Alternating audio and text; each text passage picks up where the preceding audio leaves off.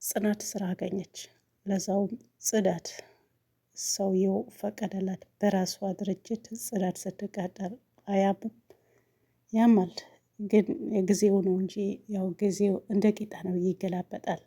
ስለዚህ አሁን ጽዳት ብትሰራ ስራ አልናቀችም። ነገ ደግሞ ድርጅቱ በሷ እጅ እንደመሆኑን እናውቃለን። ጋሽ ግርማም አሸለበ። አዎ ወደ መጨረሻው ሄደን ብለው ያው አጓጊ ነው የተቋረጠውና ያሸለበ ይመስለኛል። የጽናት ፈተና መቼ ነው የሚያልቀው? ሰውየው በደንብ ላጸዳሽም አጥጂ እያለ እያመናጨቃት ይገኛል።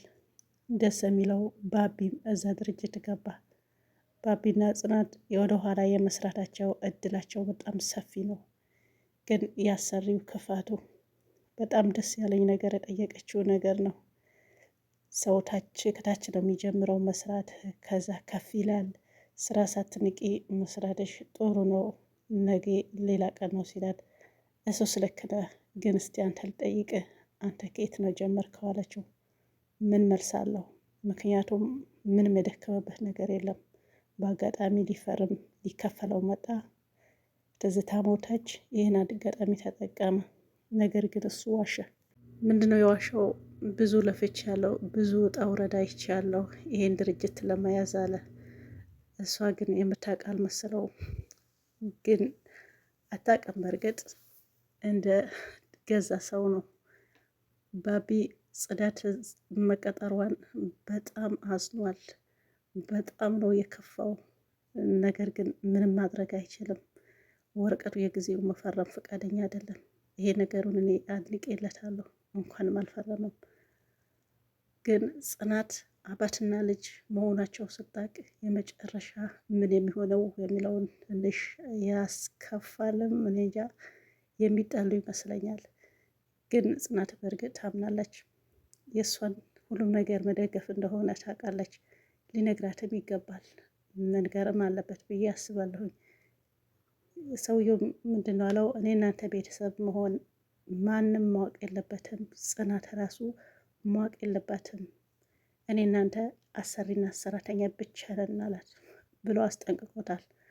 ሌላው ጽናትን ስታስቃይ በፍጹም ማየት አልፈልግም ብሎ አስጠንቅቆታል። ምን ነው አንተ የእሷን ጠበቃ ነኝ አልክ? ምን ነው እንደዚህ አንጨረጨረ ሲል፣ ያው የልጁ መሆን አንተ ከጂነህ ክደኸኛል። በማንም ሴት አባት ልጁን በዚህ ያክል መክዳት ምን ይሉታል ብሎ ሰውየውም አዝኗል። ግን ሰውየው ሀቅ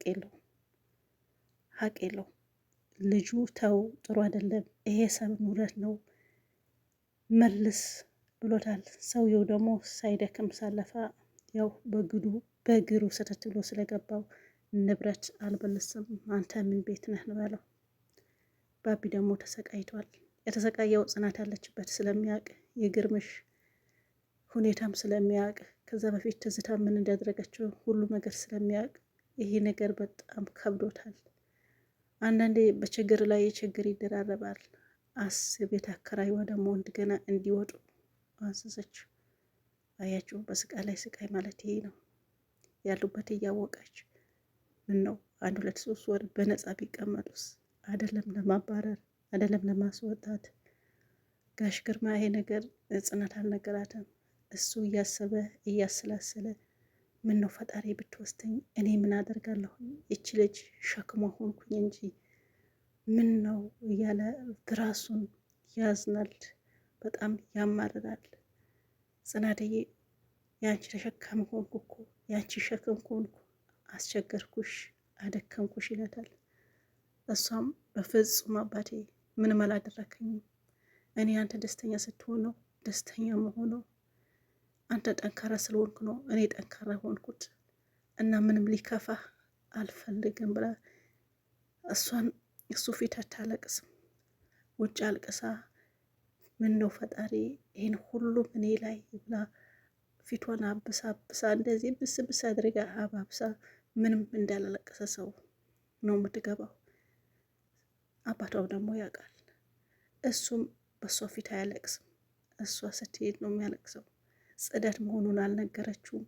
አማካሪ ሆኜ ስራ ተቀጥሬያለሁ፣ ስራ አግኝቻለሁ ስትለው ነይ ሳሚኝ፣ እንዴት ነው ንገሪኝ፣ ይሄ ደስታ እኮ ነው ዛሬው ብሎ እንግዲህ ደስታቸው ገልጸዋል። ጽዳት መሆኑን ግን አያውቅም። ጽዳት መሆኑ ሲያቅስ ምን ይሆን? ያው የጊዜው ይስቃያል ያስባል እንጂ ምንም አይመጣም። ግን አክራይዋ በጣም ነው ያናደዳችኝ ይሆናል ለመናገር። እኔ ከዚህ በኋላ አባቢ እና እሷ ጋሽ ግርማ ጤና ከሆነ እዛን ድርጅት በትንሽ ጊዜ በእጃቸው ይገባል ብዬ አስባለሁኝ። ምክንያቱም የእነሱ ነውና፣ ምክንያቱም ባቢ ያለና፣ ምክንያቱም ባቢ አልፈረመም። ወረቀቱ እስካሁን እየፈለገው ነው። አሁን እያስተምረችው ነው ስለ ስራው። በነገረችው መሰረት ከሰራ ውጤታማ ሊሆኑ ይችላሉ። ግን እኔ ከኋላ ነፍስያን እንዳታሸንፈው ብዬ እፈራለሁኝ። ወረቀቱ ወደ እሱ እንዳያዞረው በስሙ እንዳይፈርመው ብዬ አስባለሁኝ። ከፈረመ በኋላ ወይስ እንዴት ነው? ይሄ ነገር ደግሞ እጅግ በጣም የሚጨንቅ ነው እና እኔ አላቅም እንዴት ሆን። አሁን ከዛ ቤት ከወጡስ የሁለት ወር የቤት ኪራይ አልከፈሉ።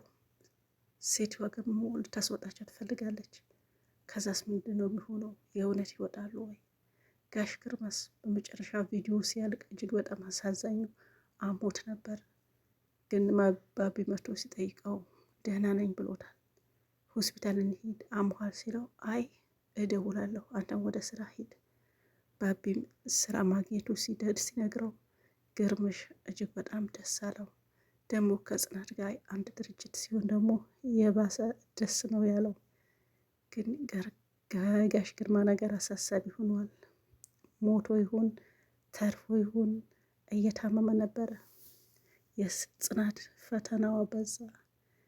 ቤት አከራይዋን መታ እሱን እንዳናገረች አልነገራትም አባቷ፣ ምክንያቱም እንድትጨናነቅ ስለማይፈልግ። ግን ደብሮታል። እንዴት እንደሚነግራት ግራ ገብቶታል። በስራ ስትመጣ እሷ ነች የነገረቻት። አባትሽ አልነገረሽም እንዴ ስትላት፣ ምንም ማውቀው ነገር የለም፣ አይ ቤቱ ለቃችሁ እንድትወጡ። እሷ ግን መሰላት የቤት ኪራይ ስላስከፈለች ነው።